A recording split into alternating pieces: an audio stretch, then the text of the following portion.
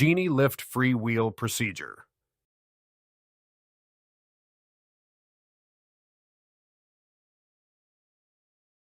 Unit weight, 15,000 pounds. Tool needed, 7/16 socket or wrench.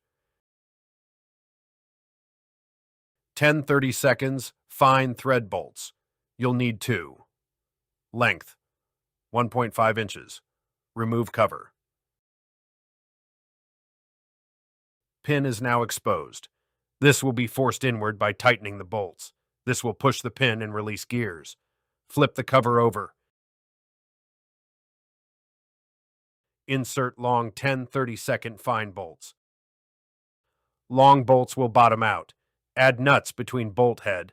Continue tightening until you can insert factory bolts. Finish tightening.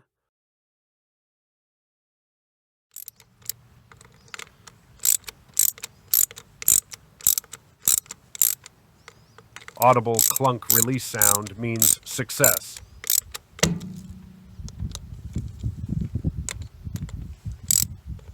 Freewheel mode enabled.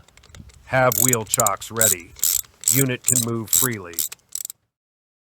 Support this channel. Buy a flag up alert for your mailbox.